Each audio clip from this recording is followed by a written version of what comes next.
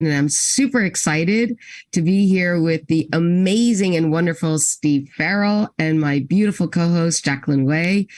As you know, Steve Farrell is one of the founders of Humanity's Team, and he works so hard to get all the operations going. And I would love to dig a little deeper with this new book that gives us the opportunity to get to know your journey, because that is such, I think, a relatable journey for so many of us, how we struggle to build ourselves up, how we struggle with the different importance, or so we hear, factors that come to us of what we're supposed to do with our lives. What does it mean to be successful? What does it mean? How do we get to be joyful? What are our challenges, and how do we get to truly align with our soul's mission and the fact that we are in fact incarnated and living in this real tractable, practical world? So with that being said, let me first ask Jacqueline to introduce herself. Then I'll introduce myself, and I'll ask the first question, and we'll just volley back and forth and look over at the chat as well, and see if we can't get to know Steve Farrell a little better and see how that might benefit our readers. Good morning, everyone. Thank you for being here. It's such an honor. Steve, we've been watching your lives for a long time. So the fact that we get to interview you today is so exciting. My name is Jacqueline Way. I'm happy to be one of your hosts today. I am the founder of a charitable organization called 360.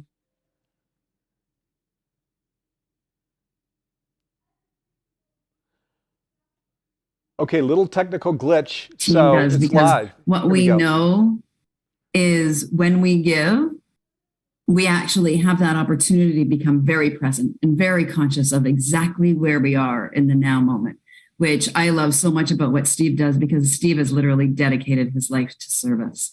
So I'm excited to get going. Dr. Rowshanak, back to you for your introduction, and then we're going to jump right in.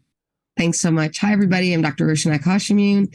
I am a clinical computational and behavioral neuroscientist by training, and my work now is leading the organization Access to the Path, in which I focus on being a consultant and advisor to help people make the shifts that they're trying to make. So what we're all about here in our alignment with Humanity's Team and with Steve and his journey and his amazing new book is all about transformation. What is transformation? It's when we're actually making that shift that brings us into more alignment with what is our purpose. What are we doing here on this planet? Why are we incarnated? What makes us fulfilled and yet also allows us to serve? And with that, as a scientist, I would love to start with a quote that I love, that is something that Einstein wrote in German and now translated into the English. Goes like this: a human is a spatially and temporally restricted piece of the whole, what we call universe. He experiences himself and his feelings as separated from the rest, an optical deception of his consciousness. The pursuit of liberation from this bondage is the single purpose of real religion, not nourishing the illusion, rather only its overcoming gives us the reachable measure of inner peace. Steve, this beautiful book you've written, A New Universal Dream, can you please comment to this and your journey, releasing yourself from that optical illusion that brings us into true peace, that brought you into what you told me was the happiest you've ever been now? Yes, I can. And thank you for reading that quote, Dr. Rowshanak, because, wow, this quote is astounding, really, that 75 years ago, that Albert Einstein wrote this quote, which just puts his finger on, right in the center of the problem here as we perceive it, with so many others all over the world, and then puts his finger right on the solution as we perceive it. It's astonishing, really, that we go way, way back in time to the great Albert Einstein, and he just nails it in terms of this is our problem, this is a solution. So this whole optical delusion thing, as we know, or at least for those of you viewers who have been following science, with the Nobel Prize for Physics, October of last year, Nassim Haramein, Resonance Science Foundation, Dr. James Jeans, David Bohm, Erwin Schrödinger, Eben Alexander. I won't read all of the scientists' names, but science is affirming. Okay, science is just right here at the table affirming that there is in fact been this optical delusion where our eyes deceive us. Where we say, well, clearly, look, you guys are separate from me, and we're separate from humankind, and the divine, if there is one, is some in the clouds somewhere, right? And is this thing. But what science is saying, and we're seeing this, a lot of people are following Joe Dispenza's stuff, this whole energetic thing, we feel into an energy, we create it, that science is saying we're actually energetic beings, we're vibrational beings, and where we keep our vibration very high, and where we do the metaphysics thing, which is what Joe Dispenza talks about, where we actually see into a future, we feel it, we love it, we appreciate it. Actually, I'm saying Joe Dispenza thing, but Jesus, it's done unto you as you believe. Right, there it is. Go back 2,000 years, metaphysics. Done unto you as you believe, right? We're energetic beings, we're creators, right? So, as you mentioned, this really is the basis for my book, A New Universal Dream, my journey from Silicon Valley to a life in service to humanity. And it's this journey I started at age 12 where I've got a paper out to pay for my braces, my single mom, divorced mom, and six siblings, 7 kids, and working full time. Imagine that. Poor woman. She actually is still alive and today, which is nice. So start way back there, and then we fast forward, and then me of all people, I in a very, I'll call it unlikely way, I end up at the center of wealth creation in Silicon Valley. And if you think I'm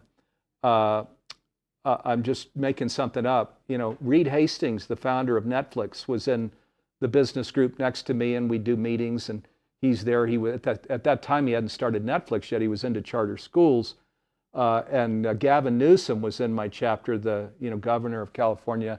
I won't give you any more names, but you get the sense of I'm right there. This is who I'm meeting with every month as we're doing our larger meetings and then forum meetings where we talk very personal and stuff. And then I did go through this whole awakening thing, this whole quote, the Einstein quote, where I won't take you through the whole process of what I read and how it happened, but I did become awake to exactly what Einstein said. My God, this is an optical delusion. We're all faces. There are 8 billion faces here on the planet of the one. And then let's count the earth that has a soul too. And there's animal and plant life here, right? And then the scientists are saying, let's back up and look at the wider vision, the James Webb Telescope. There's a whole universe here, right? And it's all one. It's all one. There's a coherence across the entire universe. It's all one energy. Waves under the ocean, whatever metaphor we want to use. So, and then once I came into that awareness and that understanding, everlasting, we have the properties of the Creator, right? Rumi said, right? We're not a drop in the ocean. We're the whole ocean and a drop, right?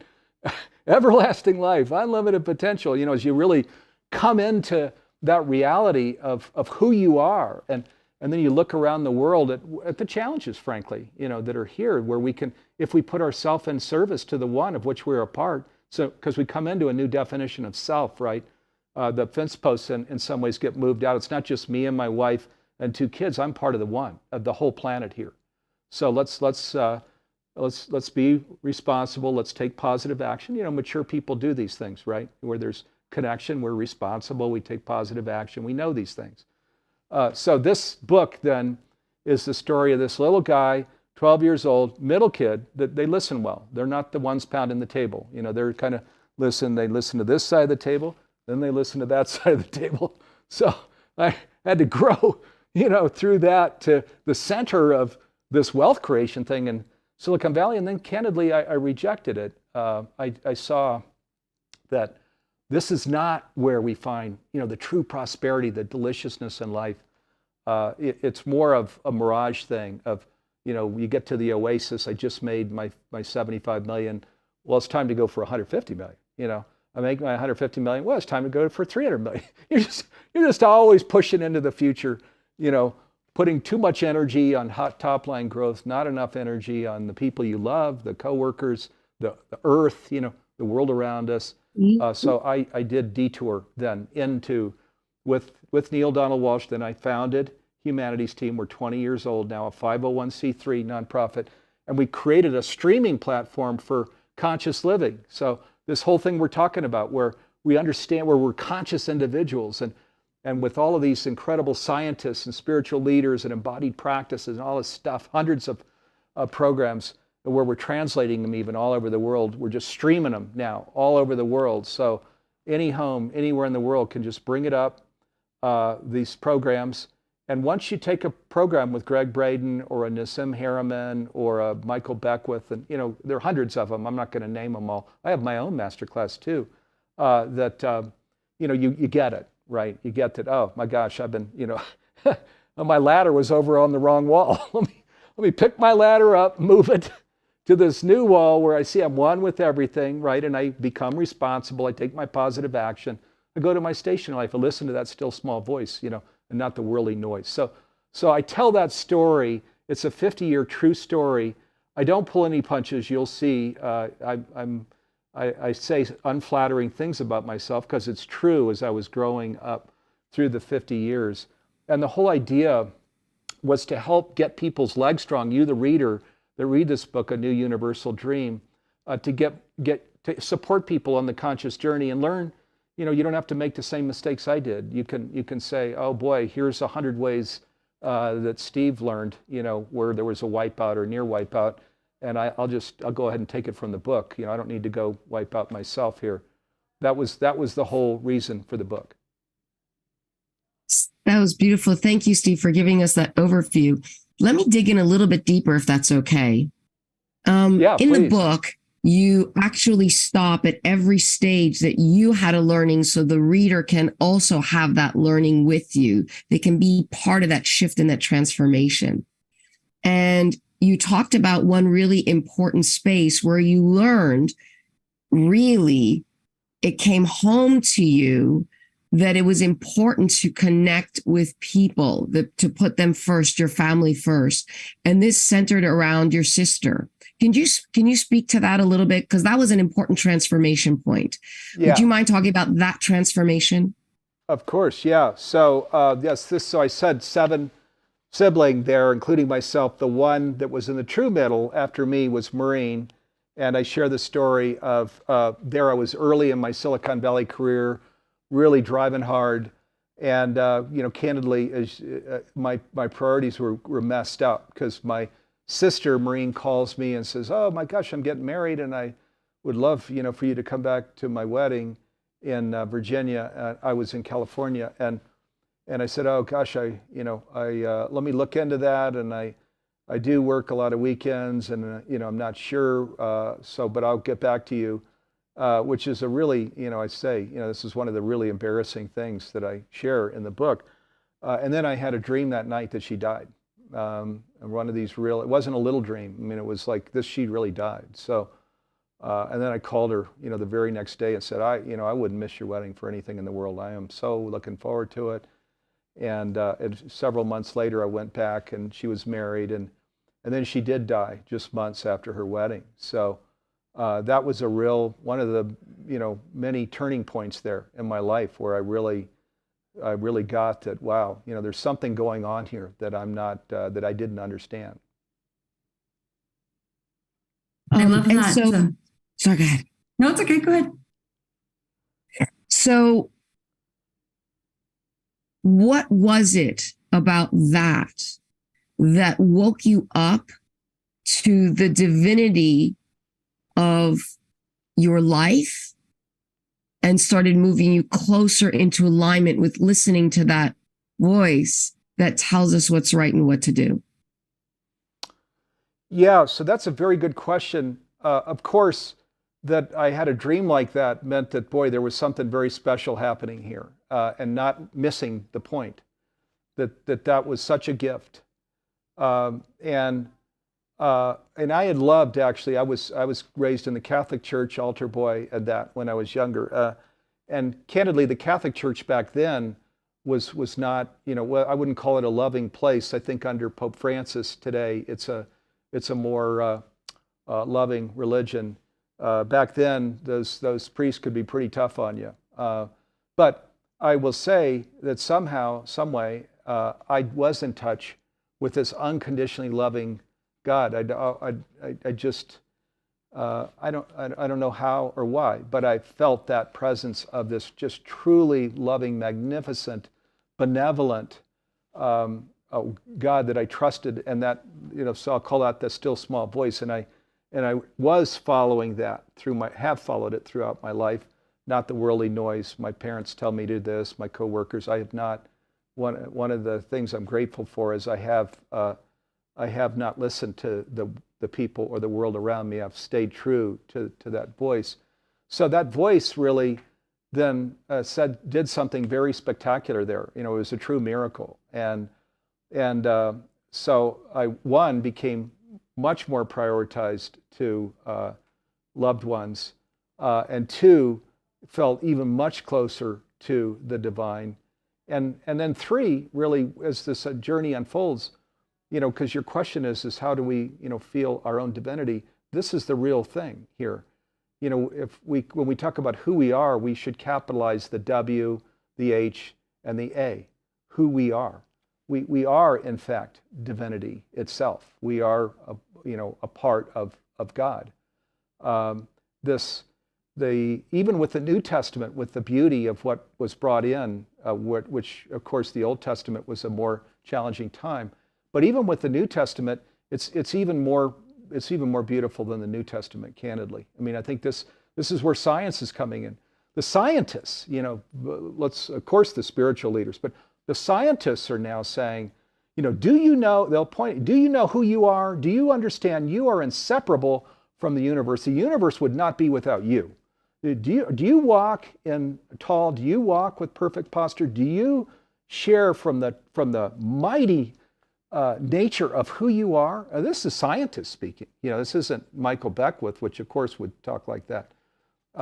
So scientists are getting, they're not necessarily going to use the term divinity, but they'll say you are, the creator lives in you, which is the same thing, So it is a divinity thing, and which is life-changing. It changes the way you look out on the world. It changes the way that you're with people. One of the concrete examples, so we don't sound like we're too abstract here, as I was going through my own life changes is, and this is going to sound like such a little thing now, but then I thought I was going to crash my company. I thought it might all be over. It was huge. As I decided I had to throw out my day planner, and I'm not recommending people do that. This is just me on my journey. But I was much too involved. I was the CEO of these growing companies back then as I was going through this awakening, my own personal awakening.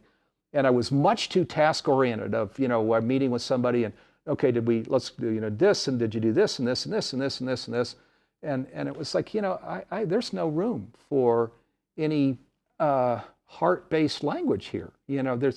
It's just smothered, just thrown in the trash. So I said, I got to throw out my day planner, and now I'm going to go, I'm going to be with people, and I'm going to hear them, and they'll hear me. And I thought, truly, I thought that I put all these years of work into building my companies, and I might just crash them right into the wall with this. And of course, the opposite happened. You become, I'll call it, more connected, a better listener. You really hear things.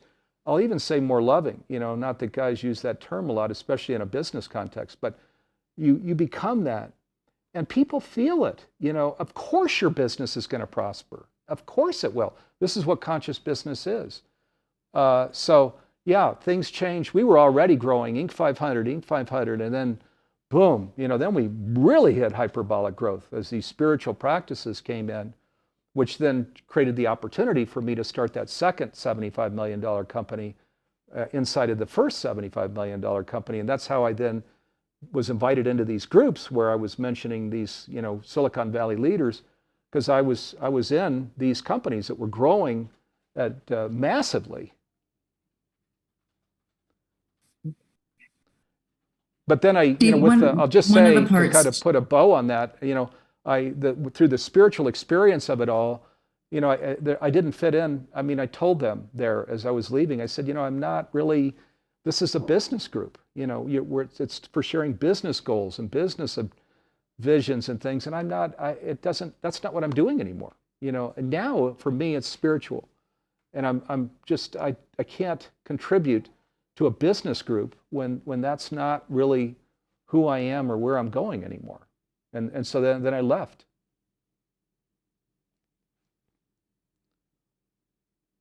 Steve, one of the things I want to make sure I'm coming through clear enough. Am I stalling? Are you hearing me okay? You're good. Just getting a little lag.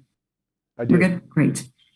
One of the things I really love about your story, and it's something you and I connect on, and a big part of your journey has been your own family. You're a family man, and I love that we started with the story of your sister, because it's so heartfelt, and I could just imagine what a turning point that was for you in your life. You are a father to some beautiful adopted children. I'd love to hear about that story as an adoptive parent. I so relate to that, and I know how literally eye-opening and honestly heart-opening that experience for me has been. How is that journey to your own children? And to me, that was a whisper in my life. That was a big calling in my own. How did that journey, how has that affected you and your journey on this road to your heart being open, so that people can really begin to use their own family experiences in a way that will allow them to look at the world differently? Yeah, thank you. Well, so I love my family. And when I talk about deliciousness in life, boy, right in the home that's where it starts, with yourself, but right in the home. And you're, with my wife, Stephanie, my son, Dylan, my daughter, Sophie, our dog, Sadie, so the home just becomes a whole, there's this huge contrast where before, and I didn't have the family before, but I'm just to be in a hurry. I got to go here. We've got to get this done. Just running past things. Now I'm not running past things. I'm stopping. We're in feeling things, even texting, love you and shouting out love you. And, really just a beautiful, relationship with Stephanie and the kids and the dog and the home that we live in. So now with our kids specifically, Stephanie and I were called to adoption. So our first son, 2002, was Dylan. And then 2 years later, Sophie in 2004. Very different, of course, actually both 19-year-old birth moms, open adoptions. So open, you can't be loved too much, right? So their families are writing in and, coming to visit occasionally. You just can't love anybody too much. Open adoption is the way to go with adoption. So now Dylan has had real challenges. He has something called pyroluria. Pyroluria is when your body is urinating out needed vitamins and supplements, in his case B6, B7, zinc, and other vitamins and minerals in his body that are urinated out, and those minerals are what create health and well-being. There's enormous anxiety when these drop too low in your system, and his were just about completely depleted in his system, which creates an anxiety and separation anxiety, things like this. So when we're going through a protocol now with him that will get him more stable, there's a clinic in Chicago called the Mensa Clinic that is in the lead with this whole pyroluria thing. The doctor that leads the clinic said Dylan may be the worst case he's ever seen in his entire 17 years in terms of severity of this. So it's not an easy out, where you're just taking B6 and B7, trying to bring it back up in your system. It's a real, year and a half process at full protocol. And even then you're working through these challenges from the past that have become mental, these tapes that are playing that have to be, that you've got to stretch out of. So there's a lot involved. And it's a big thing in our home. It's a big thing for Dylan. It's a big thing for Stephanie and I. And we just work together every day on that. He is gifted in many ways, brilliant really in social media. So he works with us in social media, which is fun. I work with Dylan even today, work with him every day. My daughter then, who's 2 years younger, Sophie. Steve, just before we move on from Dylan, Yeah. can I just ask a quick question? Because Sure. I think, we know that the mental health challenges in our world right now are Right. at an all-time high, literally. Yeah, And so right, what I right. love about the story with your son is that even though his challenges obviously are brought on by a physical difference, you're dealing with a person that you love very much that's suffering from stress and anxiety and probably some depression in there as you go as well in his everyday life. And I think that so many people at a global scale are dealing with that today, right now, in their own forms. How are you staying connected? We're talking about your journey all the way through, but this is a moment, day by day experience and so attached to your child, but yet you always stay connected to your own truth. Can you just touch a little bit on that for our audience on how do you do that when that's, your child is experiencing so much and you can't change that reality for him, but you're staying true to yourself and true to not only your own beliefs, but the truth that you know for yourself. How are you doing that every day? Yes, let me get into that. Let me first say, so pyroluria is the Mensa Clinic shares that they believe 30% of the world population has some level of it. Most people have it. You want to test 0 to 17 is normal. And so at 18, they're 18, 19, 20, 21. Dylan was 263, just off the charts. But they're sharing that most people, a third of the world, could benefit in understanding what pyroluria is, taking some of the B supplement. Often it's B6, B7, often it's zinc. Even in my own family, I have a sister that says, oh my God, as I was telling her the story, she said, me and one of her sons, we just chew B6 all the time and zinc, and we have no idea why, it just gives us this feeling of happiness and joy, so we just popping it, not understanding why.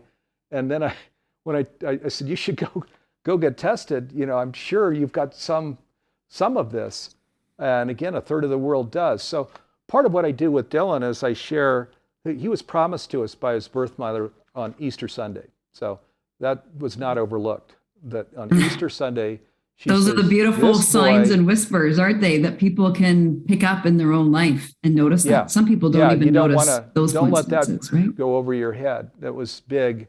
And I tell him, I say, Dylan, I think, first of all, there are no victims or villains in the world. It's hard to believe that you would say you chose this, but I'm going to tell you, I think you did before you came into this life. And why? Well, one, to overcome it and have a great life. And two, wouldn't you like to be that face of hope, of possibility, of destiny for people out in the world that have this chemical imbalance, a third of the earth where you're walking around and then you have some kids say, oh yeah, you got over it and you think everybody else can. And Dylan, you can look them in the eye and said, I think they said I was the worst case that they'd ever seen though. So yes, I do think you can get over it, So you're going to be the healer and the alchemist here, Dylan, when you get to the other side of this. So now, in terms of as a parent dealing with it, whatever it might be, even and some people have cancer situations much worse than this, and death of or what's called death. It's actually transition of kids, and things. What conscious living is, which is in these master classes and things that we share. Again, we come back to, we are energetic vibrational beings. So the whole thing is creating practices where our energy, our vibration level is very high. That's how we stay feeling good. That's where we're joyful. That's where we're not sick. That's where we can have positive influence. So, and then when you have a situation like this, you're bringing in the metaphysical, right? It's done unto you as you believe. So you're creating time every day. I do every single day, where I'm sitting and feeling I'm seeing Dylan healed, talking to people, signing books on becoming, where they're coming into their own health and well-being, where they're overcoming this pyroluria thing, seeing them getting married, living independently, all of that.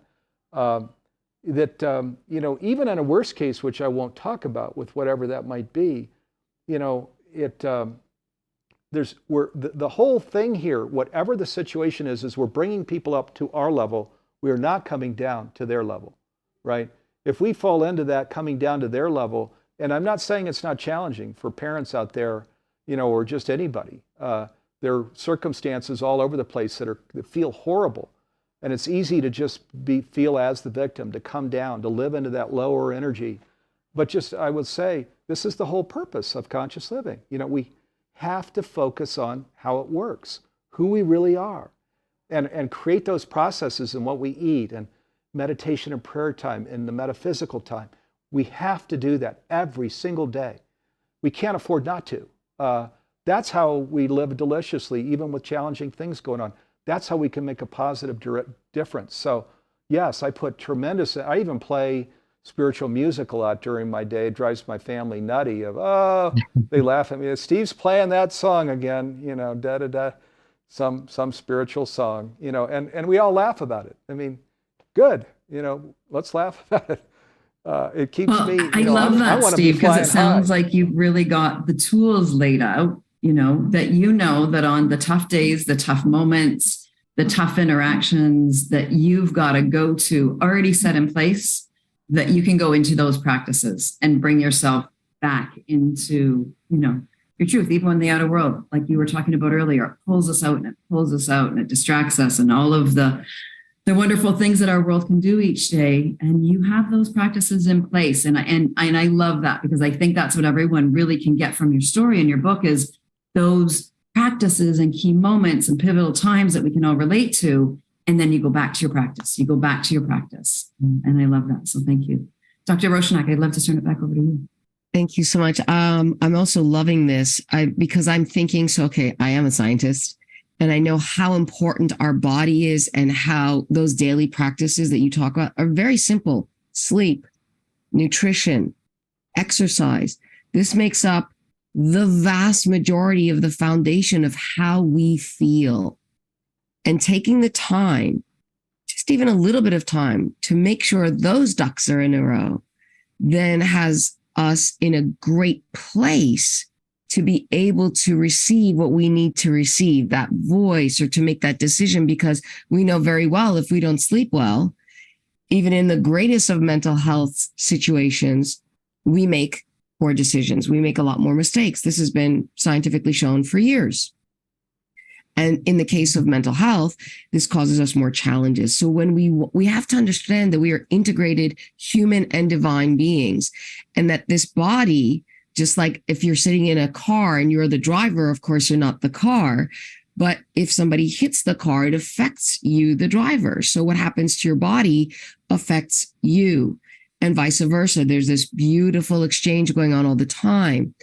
And Steve, what I loved about what you're saying is, how do we keep ourselves in a state of equanimity, keep our balance as much as possible, so that as the world is coming at us fast and hard, whether it's the lure of millions of dollars or whether it's the pull of family, how do we keep that balance and keep going and have a satisfying life for ourselves and be true to our divinity and serve others? So you say, and I'm going to come back to your book, that you have a masterclass that is connected with this book. So your book that's just now being released, A New Universal Dream, which tells us about your journey, has stopping points for us to understand those moments where you found, okay, I now get something new. I've got an aha moment. So this is my transition point. This is where I'm shifting, and the reader can connect to that. You're taking it one step further for the people who are ordering that book now with a masterclass. Can you tell us a little bit about the masterclass? And it goes hand in hand with what we've been talking about in this book and our practices. Yeah, absolutely. So I created my own masterclass. It's called Conscious Leadership. And the Conscious Leadership program goes through these 3 phases. The one, just our own awakening to our divinity, and this oneness, this universal oneness. 2 is where we're harnessing that power, that omnipresence, omniscience, and omnipotence. These are real. This is not, hocus pocus. This is real. When you step into this oneness is where you're now in service to the world around you. I spoke to connection equals responsibility equals positive actions. That's all. You're just a mature person just stepping in, and you're just naturally going to do those things. And guess what? Bam, that omniscience thing happens, wisdom that comes to your fingertips, even omnipotence, where it's like, wow, how did that happen? That was a miracle. These resources brought to you, these things that happen, even with the book.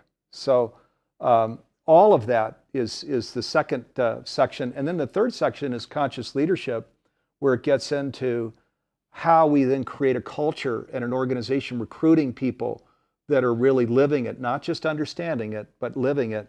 And then create processes where we're working together, where we've got this dream that we're moving toward every single day, and this inspiring way of working together that's exciting for people. There are lots of things that we do that are different when we're in a conscious business. I mean, it's hugely different. And as I mentioned, as I was learning these things back in the 90s, I was incorporating them into these businesses, which is how I got this really super growth going. So all of that's in this Conscious Leadership Masterclass. And then you can see on the screen anewuniversaldream.com. So you can go there to learn about the book. And also what it shares when you go there is we are giving away this $299 masterclass for this $19 book. And you might say, well, that's why are you doing that? You know, $299 masterclass for a $19 book. We're a nonprofit. We're a 501c3. This isn't about trying to make the most money. You know, what this is about is really the reason that the book was written. Again, it's written for the reader. We're living in the middle of this great shift, right? This pivot of humankind, the greatest moment that has ever occurred on the earth. We really are, and we're in the middle of it now. And we're mostly focusing here right now on the deliciousness of it, of why would you not want to, just clear away the optical delusion and live into the fullness of it. But there's another dimension here, which is the collective, which is, as we know, when we look out on the world, there are all these extreme challenges with extreme weather, which has tried to global warming, and wars that could become a World War III, and all of these things. And the thing is not only are we individually coming into the deliciousness of life, but there's microcosm, macrocosm. As we change, as we grow into the fullness of our divinity, guess what? The whole world, macrocosm, it is shifting with us. That's what this turning point thing means. The whole world starts shifting with us. We're waking up to who we really are. We become heart-centered, soul-based, as opposed to logic center of our mind. So yes, with the purchase of the book, we're giving away the masterclass. You actually you enter your email address and your receipt number, and bam, you can load down the masterclass even before the book arrives. Yeah, that is so easy. It's amazing. And how helpful and how wonderful. Thank you so much for that. And speaking of what you're doing for everybody, we have a few comments. If you don't mind, I'll read a couple of them as we're going through. So Sean Anderson on Facebook wrote that she's already ordered the book, or he, I don't know. Sean is one of those names. I apologize if I got that wrong. They've already ordered the book. And that you, of course, we know, for those who are looking, have released the first 4 chapters. And they're so excited that they can read those before they get the actual book. So for anybody who's interested, the first 4 chapters are right now unlocked, and you can start reading it just to get a feel for it, and also to get a head start, as Sean has. And I'm super excited. Sean, don't forget to go on and show your receipt and put in your email so you can also get that masterclass from Steve. And Sean says, congratulations on the accomplishment, not only personally with the book, but also with the overall mission of Humanities Team. And for those of you who don't know, Humanities Team is the #1 global nonprofit dedicated to transformational education. So this is no small feat that Steve, Neil, and the whole team have been working on and dedicating themselves to. So thank you so much. We have another comment also from the viewing room. That's Severino. Who says, first of all, thank you very much for your wonderful work over the years. I live in Switzerland. Many here are also interested in your work. Thank you again from the bottom of my heart. So you're really reaching out globally to everybody. And then we also have another comment from Facebook from Christy, who says, thank you, Steve, for mentioning Pope Francis I'm a weekly mass going Catholic and humanities team member. I'm sorry you didn't enjoy Catholicism. I do agree things have changed with Pope Francis. And finally, we have Edgar, who said, I read your book in one sitting. Very good. Gratitude for you and humanities team. So you're really just inspiring everybody, firing everybody up. And Caitlin, thank you so much for saying that you appreciate that Jacqueline and I are doing this interview.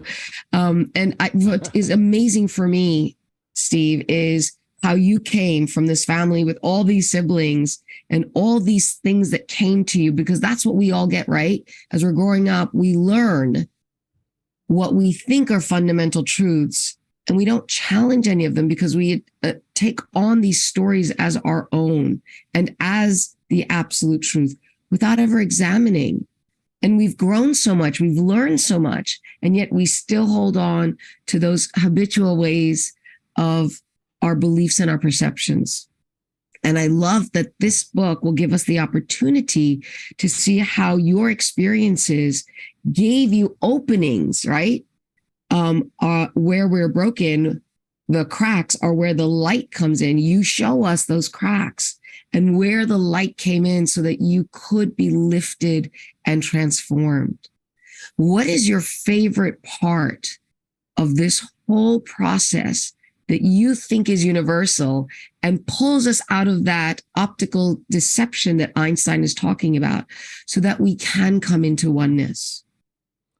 Yeah. At the end of the book, it's where it all, it is a 50-year journey, and we do go pretty much on a straight line from 12 all the way through to today.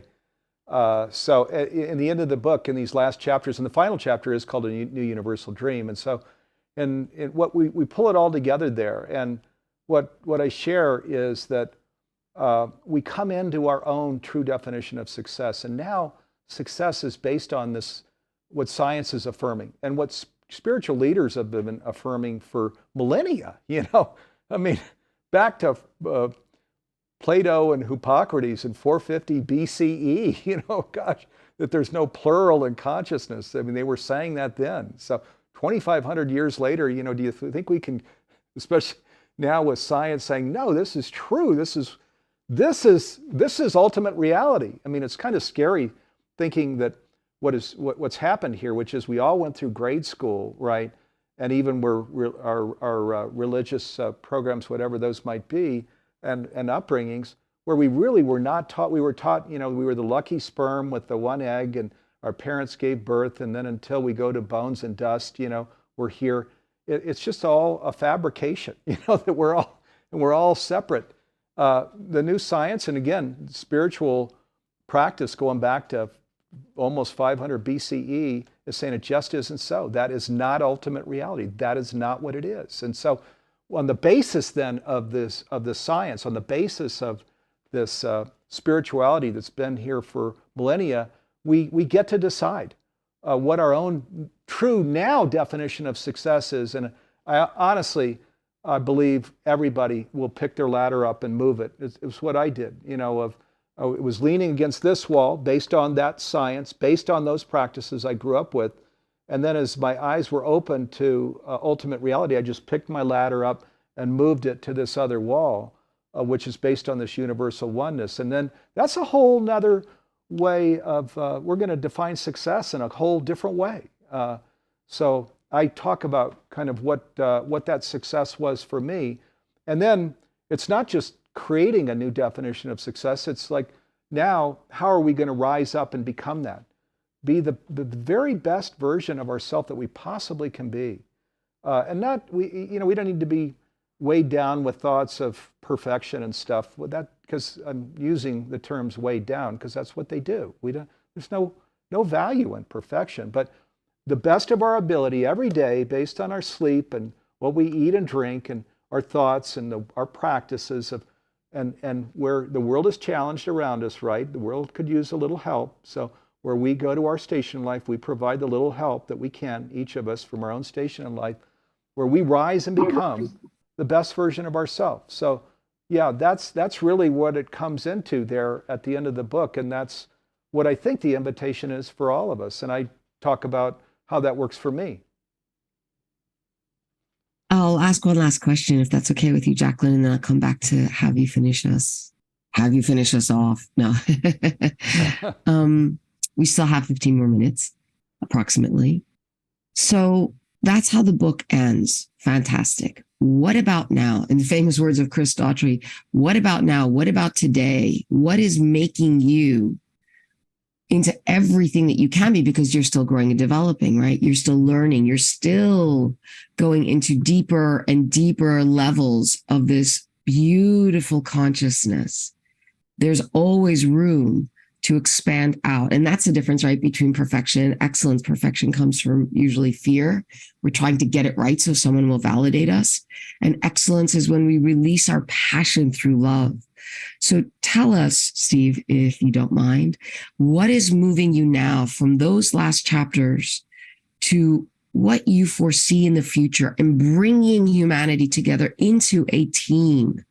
How are you still connecting? And how can we continue to move in that direction of that mission to bring this human body, that means all of us, the human race, into that state where we can all thrive, where we are one team, where we know the truth of that delusion of separation so that we can live in the beauty of unity? Yes, so this is what it feels like for me every day, even right now, is my true parent is the universe. That's my true, my principal parent. It's not, it's my principal parent, the universe, the cosmos, or in humanities team, we use spiritual terms, the divine. So, and what I hear the divine, the universe sharing is, it's all on the line there now. This is the moment. This is what I'm saying, the great awakening, this moment when we pivot to this whole new way of living on the earth. I'm not in hyperbole here. This is true. This is really what's happening. This is our moment. Now is when we need to do it. And what I hear this parent, this one of which I'm a part sharing is, okay, Steve, it's all in time. It's let's go time. This is it. This is it.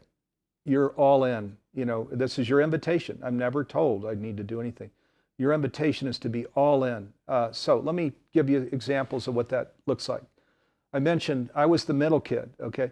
The middle kid listens well. The middle kid isn't the one that wants to go stand in the middle of the stage and talk and talk and talk and go on programs where you might have 1 million people listening, as I will tomorrow night on Coast to Coast with George Norrie. The middle kid doesn't want to go do those things.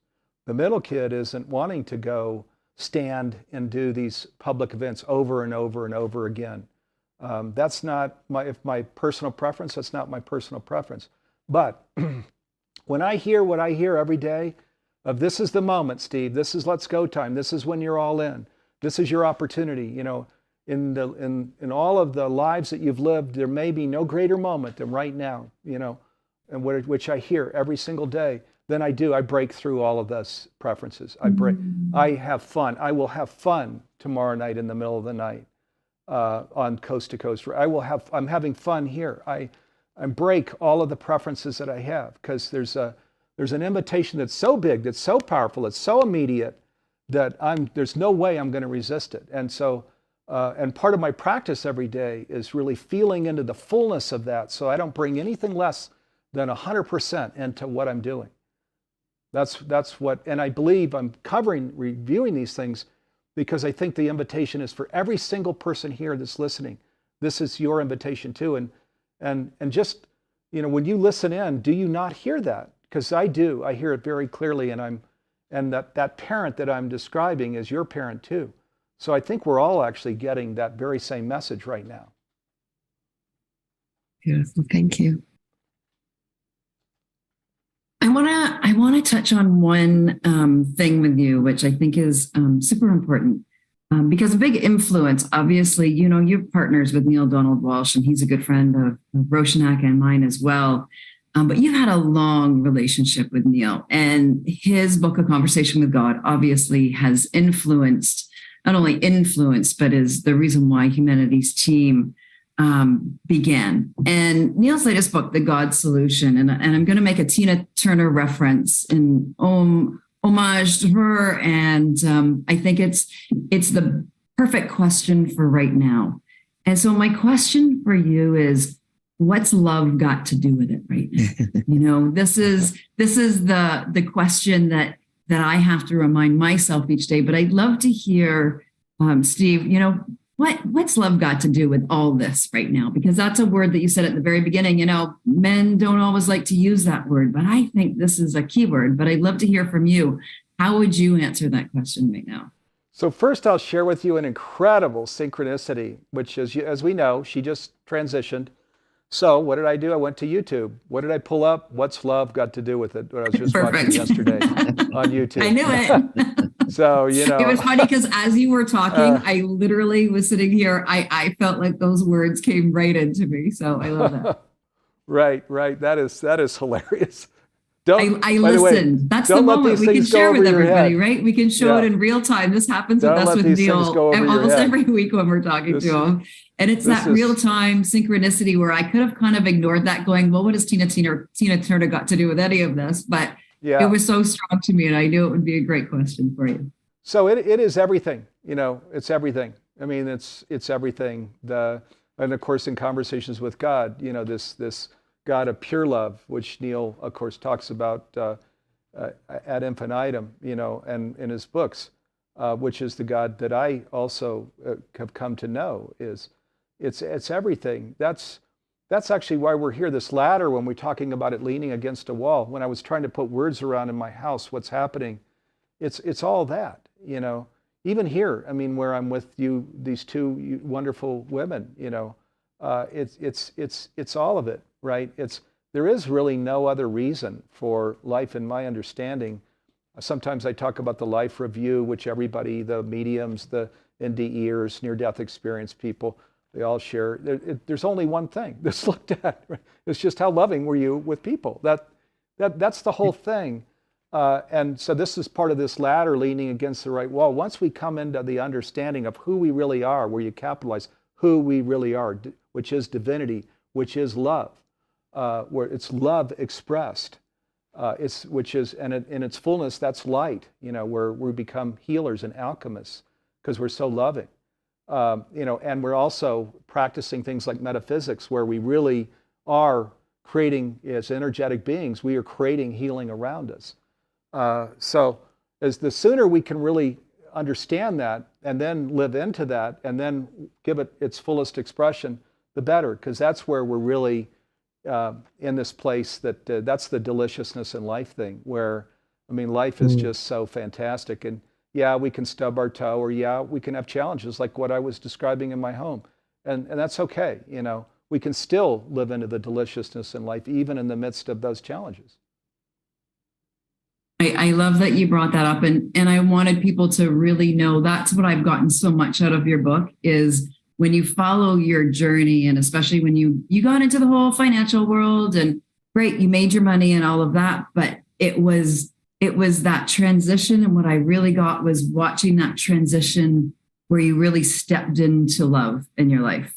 And I can see that through the dedication that you have for Humanity's team, the ongoing every day. I mean, you answer emails at 6 a.m. and 10 o'clock at night and everywhere in between. But the level of service that you give to the world right now is remarkable. And to me, the only answer for that is love. And we see that in you, Steve. We see you sharing that with the world every single day.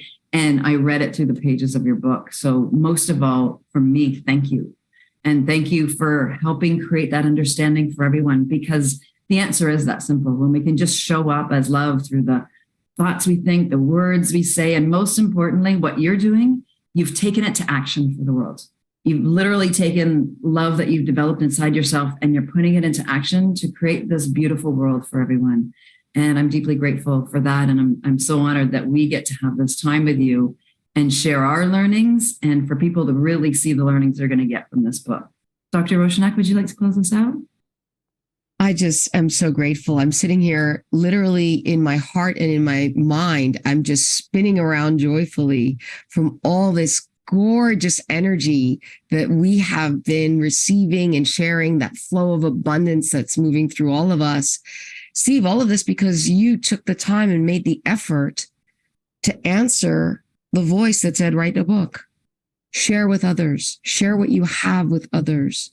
So you didn't just receive, you have been giving and giving, as Jacqueline has mentioned, and in particular with this book, because sometimes we just really need to read it. We need to see the words.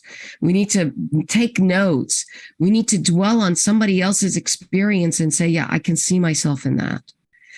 And so I'm just so grateful for all the work that you do and the team does, and Neil's dream of Humanity's Team that you're a partner in. Truly, you didn't know each other maybe, but you were meant, as we all are, to partner in this cause because we do it together.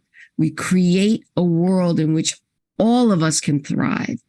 That dream of heaven is through all of us together, and what you bring to us, so much work behind the scenes to drive us to what you truly believe, because you are listening to that divine voice that says, now's the time, let's go. Thank you so much for writing this amazing book, A New Universal Dream, that we can all also get a free Conscious Leadership Masterclass if we put an email and a receipt into the link. Could you please, just at the very couple of minutes that we have left, let us know again, what is the site and how can we best access the parts of your learning that will change us into becoming Humanity's Team together? So it is on the website. You can see on the camera here, A New Universal Dream. People out that are watching the program, go to newuniversaldream.com, and then the book and the 4 chapters and the masterclass, all of that is right there, and you can actually order from there and receive the masterclass from there. The book is it was written so that from beginning to end I do stop and with my lessons learned, so that people can grab tools, that I'll call it, from the beginning of the book to the end, where, even when I was in high school and I had the counselor share with me that I was really average, I would live an average life, and what I learned from that, all the way through to Marine and these other things that happened. So I do make it easy for the reader, for you, as you read the book, to just, really pick up these morsels, I'll call it, of, I don't need to, let me just take Steve's lesson and run with that. I don't need to kind of go through the hard part myself that he did. You can just be the beneficiary. I make it really easy from the beginning of the book to the end. Now, let me just, I want to thank you all so much. Dr. Rowshanak and Jacqueline Way. Jacqueline Way's got a TEDx. Google her. Wow, watch her TEDx. Unbelievable. And Dr. Rowshanak, I can see, you all are twin souls, and what a bright, on fire, thoughtful, we actually have created videos. We create videos from just the most poignant moments, and Dr. Rowshanak's right there on camera in one of them. It's beautiful. And they run the Humanities Team Clubhouse and so much more. If you all could leave websites they can go to follow you all, because I'm huge fans of yours. You all are just amazing women. If you all could share, that would be fantastic. Well, I would invite people to explore the Humanities Team website, and when they go into the board of advisors, they'll find Jacqueline and myself, and I'm sure our websites are there. But there's so much to discover on Humanities Team. There's so many amazing people. I know Jacqueline has a wonderful nonprofit 365 Give, where she helps everybody to do one give every day. And her over 7 million times viewed TED Talk is on happiness, and was what gave birth to this amazing nonprofit. And so every single one of us, every ordinary person, as you say, Steve, does extraordinary things. And we think it's supposed to look like something, and it's just living your life. and doing what you're called to do.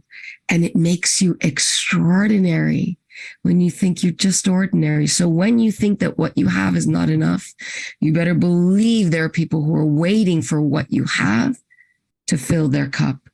And Steve, I thank you so much for being a shining example of that. And my beautiful friend, co-host, and partner in crime, Jacqueline Way, who teaches me every day how to live in love. Thank you so much. Also a beautiful, shiny example of what masquerades as ordinary being absolutely extraordinary. So thank you so much for your time and all that you bring into the world. Steve, Jacqueline, all of humanity's team.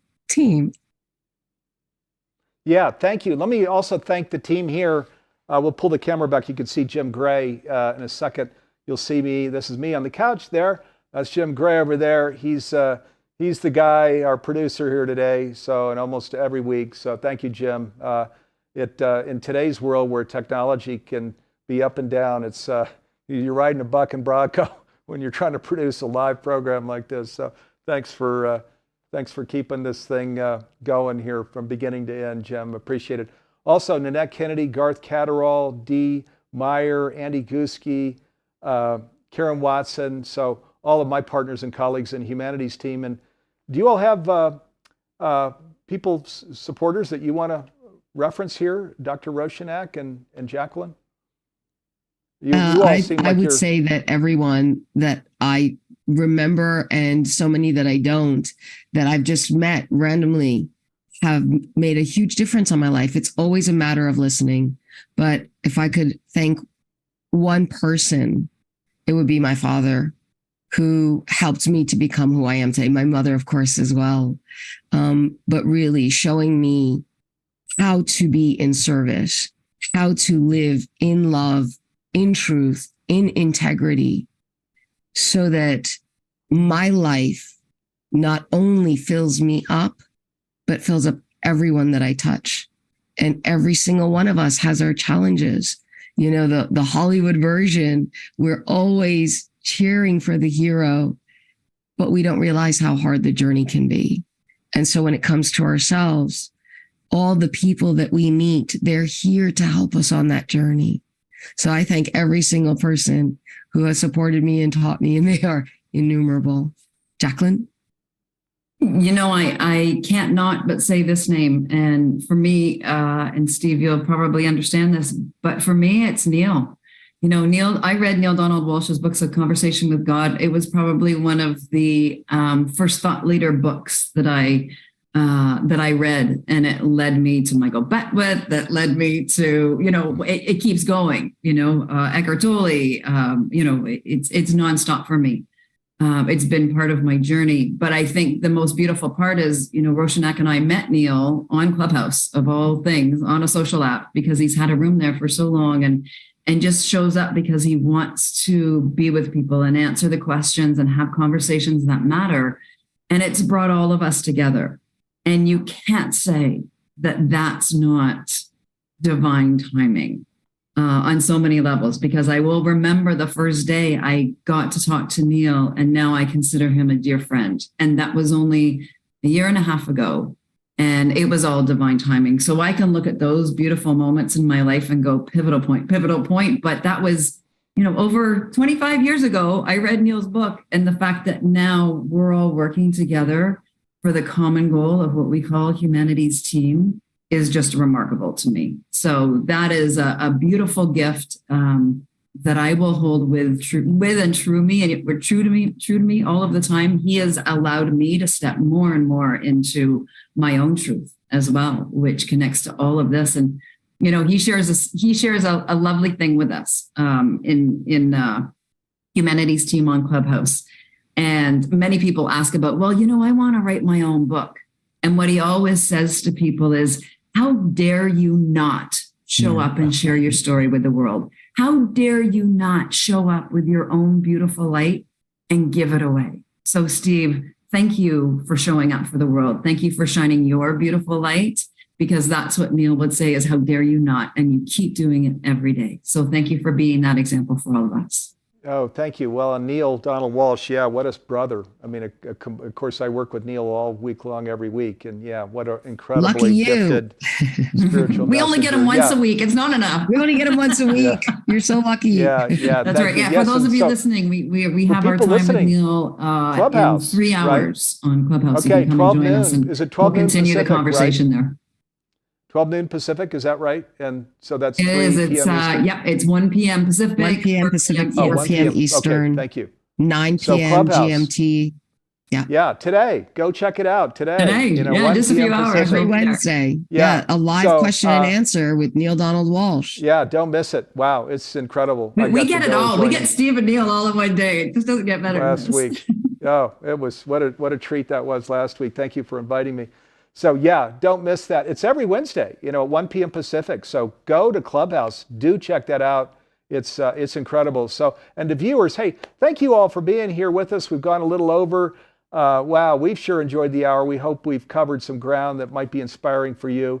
And next week, when we're back live, I'm going to have Emmanuel Kunzelman, who wrote the Hollow Movement book, and also the Reverend Deborah Moldow, who is the leader of the Evolutionary Leader Group. So I'm going to be talking to both of them. So join us next week. Okay, and thanks everybody. Thank you again. And check out A New Universal Dream. It's an amazing book. I've read it. I love it, and you can get a free masterclass with it. Yeah, boy, check it out. I mean, it's written for you, the reader, right? So thank you all. Boy, what a delight it's been. Thank you. Thanks so much for spending this hour plus with me. Appreciate it. Love to you, and peace and blessings, everybody. Be back.